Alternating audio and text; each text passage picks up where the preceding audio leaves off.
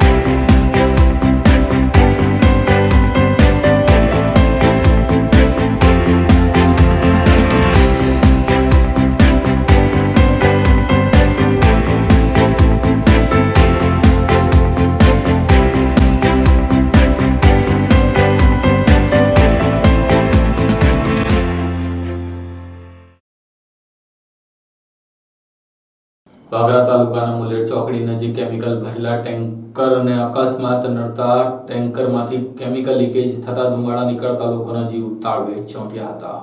વાગરાના મુલેર ચોકડી નજીક એક કેમિકલ ભરેલ ટેન્કર લીકેજ થતા ધુમાડાના ગોટે ગોટા ઉડ્યા હતા, જેને લઈને એક સમયે લોકોમાં નાસભાગ મચી ગઈ હતી. ઘટનાની જાણ થતાં જ વાગરા પોલીસ સહિત ફાયર કર્મીઓએ ઘટના સ્થળે પહોંચ્યા હતા અને પરિસ્થિતિને કાબૂમાં લીધી હતી. બનાવની જાણવા મળતી માહિતી અનુસાર આજરોજ રાત્રિના 10:30 વાગ્યાની આસપાસ વાગરા તાલુકાના મુલેર ગામે દહેજ આમોદને જોડતા માર્ગ ઉપર આવેલ મુલેર ચોકડી ખાતે એક કેમિકલ ભરેલ ટેન્કર લીકેજ થયું હતું. ટેન્કર લીકેજ થતા ટેન્કરમાં રહેલ કેમિકલ માર્ગ ઉપર વહેતું થયું હતું. માર્ગ ઉપર કેમિકલ ઢોળાતા સફેદ કલરના ધુમાડાના ગોટે ગોટા ઉડ્યા હતા, જેને લઈને એક સમયે ઉપસ્થિત લોકોમાં નાસભાગ મચી જવા પામી હતી. ફાયર વિભાગને કોલ મળતા જ ફાયર ફાઈટરો બનાવવાળા સ્થળે દોડી આવ્યા હતા અને સ્થિતિને કાબૂમાં લીધી હતી. ઘટનાની જાણ થતાં જ વાગરા પોલીસ પણ ઘટના સ્થળે દોડી આવી હતી. કેમિકલ ભરેલ ટેન્કરમાંથી કેમિકલ લીકેજ થઈ રહ્યો હોવાથી સલામતીના ભાગરૂપે થોડા સમય માટે માર્ગને બંધ કરાયો હતો. જોકે ફાયર કર્મીઓએ પાણીનો મારો ચલાવી મોટી હોનારત થતા અટકાવી હતી, જે બાદ માર્ગ પૂર્વવત કરાયો હતો. સૂત્રોના જણાવ્યા અનુસાર ટેન્કરનો અકસ્માત થયો હતો, જેને લઈ ટેન્કરનો વાલ્વ તૂટી જવાના કારણે ટેન્કરમાં રહેલ કેમિકલ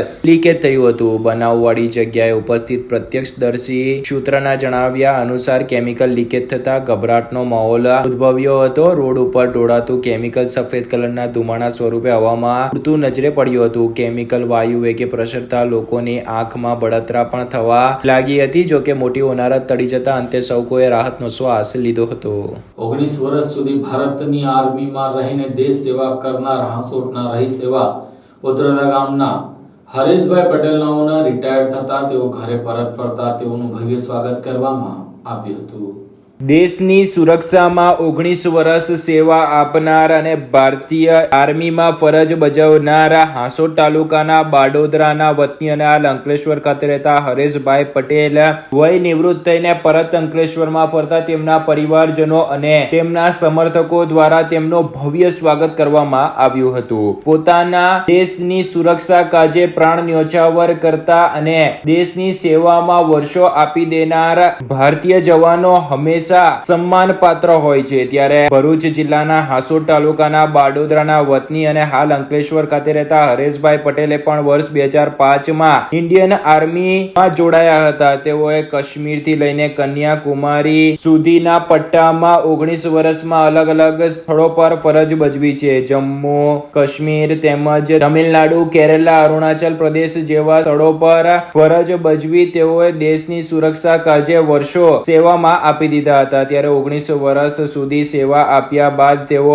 વય નિવૃત્ત થતા આજરોજ અંકલેશ્વર રેલવે સ્ટેશન ખાતે આવી પહોંચ્યા હતા. ત્યારે તેમના પરિવારજનો અને તેમના સમાજના લોકો તથા તેમના ચાહકો તેમને સન્માન આપવા માટે અને તેમનું ભવ્ય સ્વાગત કરવા માટે રેલવે સ્ટેશન પર પહોંચી ગયા હતા, જ્યાં તેમને ફૂલ હાર પહેરાવી તેમનું ભવ્ય સ્વાગત કર્યું હતું. આ અંગે માહિતી આપતા હરેશભાઈ પટેલે જણાવ્યું હતું કે તેઓએ 19 વર્ષ દેશની સુરક્ષા માટે સેવા આપી છે. તેઓ હવે રિટાયર થયા છે અને હવે તેઓ ગામમાં જ રહીને ગામના લોકોને મદદરૂપ થશે અને તેમના પિતા પણ ખેડૂત હતા. એક તરફ ભારત દેશને ખેતી પ્રધાન દેશ પણ કહેવામાં આવે છે અને દેશની સુરક્ષા માટે જવાનોનો પણ એટલો જ સન્માન હોય છે. ત્યારે એક જ પરિવારમાંથી ખેડૂત અને જવાન બંને હોય તેઓએ આ અંગે ગર્વ વ્યક્ત કર્યો હતો. ત્યારે આજરોજ તેમના સમર્થકોએ તેમને ભવ્ય આવકાર આપ્યો હતો.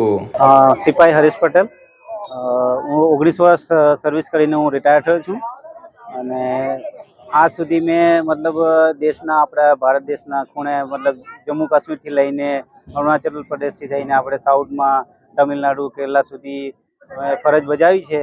તો આપણે હું એક કિસાનનો જવાન છું. મતલબ કિસાન, મારા ફાધર કિસાન છે અને હું એક જવાન. મતલબ આપણો દેશ એક કિસાન અને જવાનથી જોડાયેલો છે.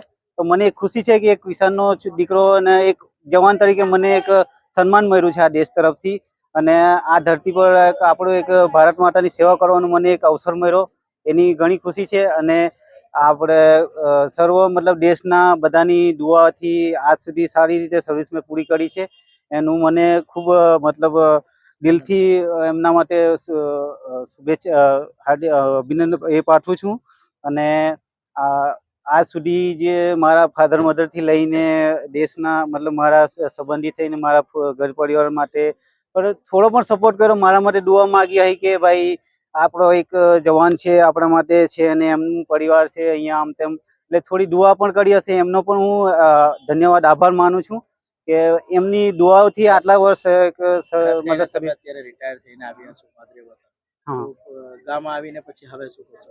ગામ આવીને હવે જેમ કે આટલા વર્ષ તો મેં દેશની સેવામાં લગાવ્યા છે, તો આજ પછી પણ મારો એક જ ધ્યેય રહેશે કે કોઈ પણ વ્યક્તિની મદદ કરવી. મતલબ ધારો કે કોઈને જરૂરત પ્રમાણે કંઈક એવું કામ બન્યું હોય કે ભાઈ આપણે એમને જરૂર છે ને એમની મદદ થતી હોય, તો એમનું કામ બનતું હોય તો આપણે એના માટે હું સદા તત્પર રહીશ એમ.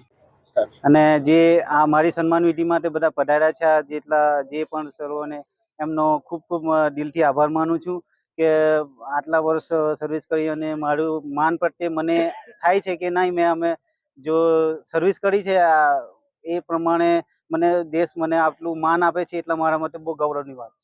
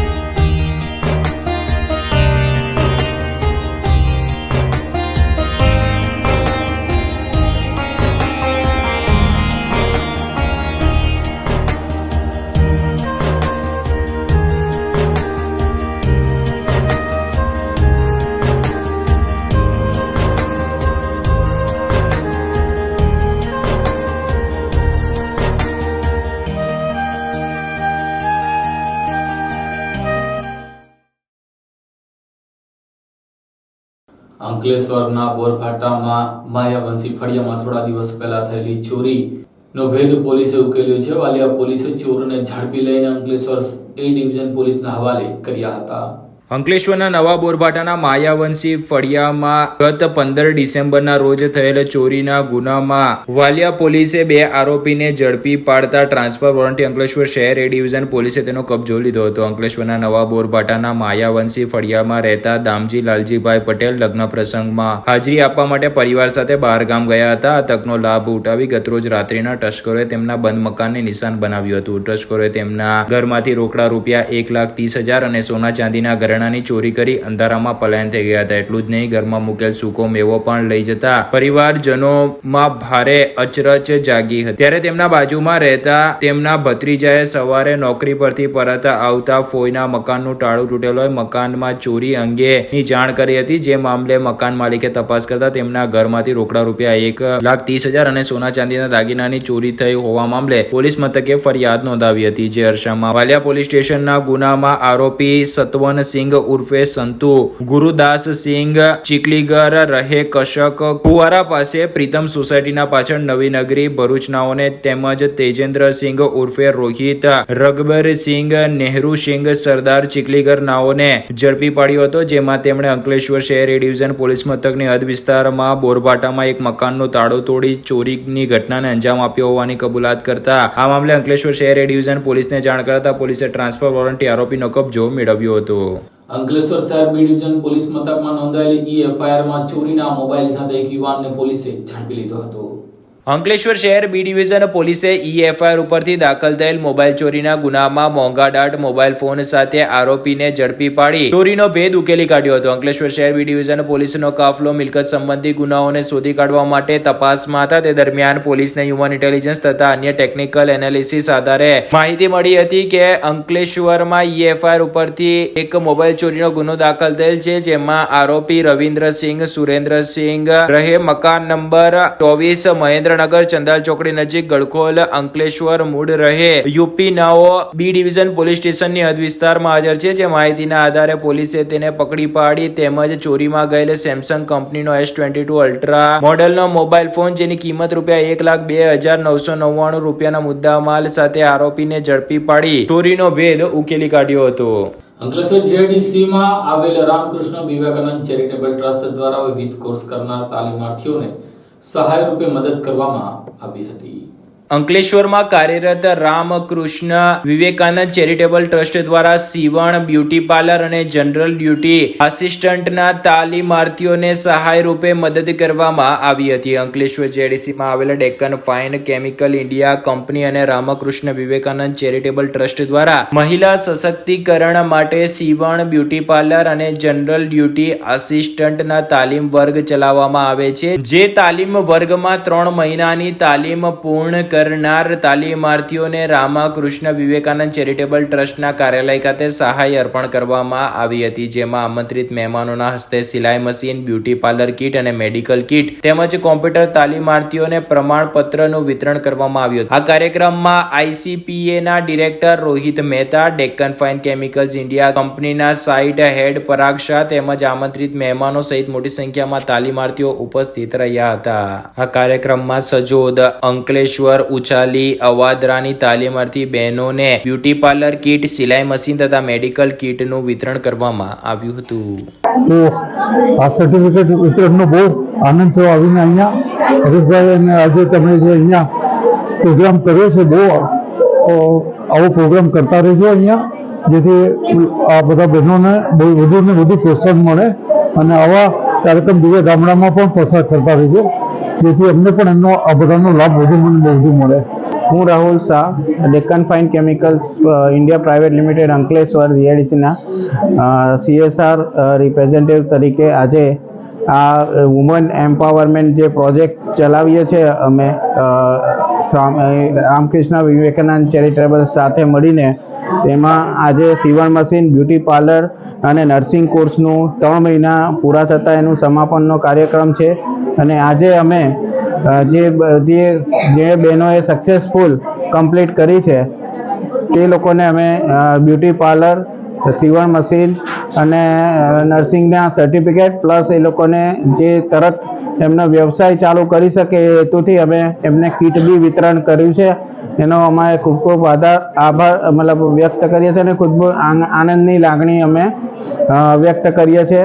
આ એક જે વુમન એમ્પાવરનો જે પ્રોજેક્ટ છે, જે અમને મેનેજમેન્ટ, ડેક્કન મેનેજમેન્ટ જે સપોર્ટ કરે છે અમને, તે બદલ હું ડેક્કન મેનેજમેન્ટનો બી ખૂબ ખૂબ આભાર માંગુ છું. Thank you. આમોદ નગરપાલિકાના ગામ તળાવના કિનારે માટી પુરાણમાં ભ્રષ્ટાચાર કરવામાં આવી રહ્યો હોવાનો આક્ષેપ પાલિકાના ચૂંટાયેલા સભ્ય દ્વારા કરવામાં આવ્યો છે.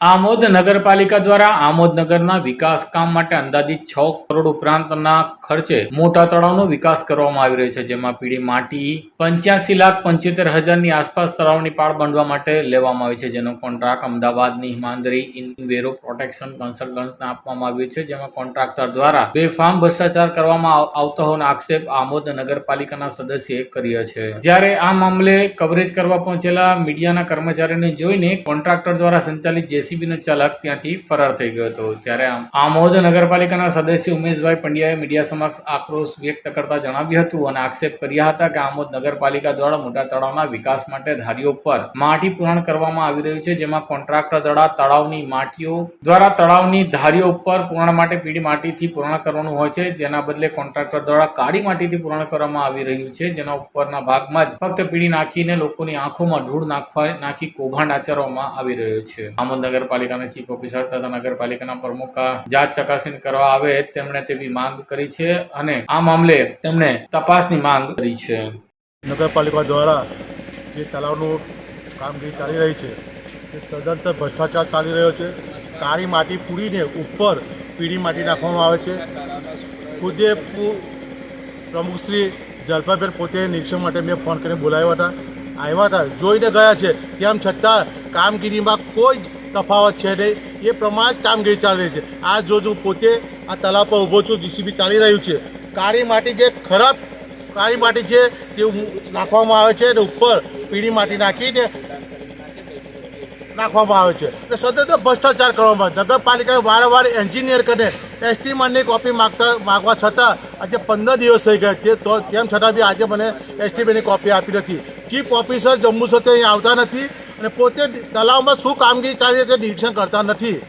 વારંવાર રજૂઆત કરવા છતાં આમોદ નગરપાલિકા ભ્રષ્ટાચારી નગરપાલિકા છે. જ્યારની નગરપાલિકા ભાજપની બેઠી છે ત્યારની આમોદ ગામ દુઃખી થઈ ગયું છે. આમોદ તલાવનું કામગીરી છેલ્લા 1.5 મહિને ચાલી રહી છે. તેમ છતાં નગરપાલિકાના સત્તાધારી પક્ષના ખાલી જોવા માટે જ આવે છે. ખોટું કામગીરી જે ચાલી રહ્યું છે તેની પર કોઈ દેખરેખ રાખવામાં આવતી નથી. મુંબઈથી લઈને ધોળાવીરા સુધી એટલે કે હેરિટેજ સાઇટ સુધી સાયકલિંગ કરીને નીકળેલા મુંબઈના એનજીઓના સંચાલક જ્યારે ભરૂચ આવી પહોંચતા તેઓનું સાયકલિસ્ટો દ્વારા ભવ્ય સ્વાગત કરવામાં આવ્યું હતું.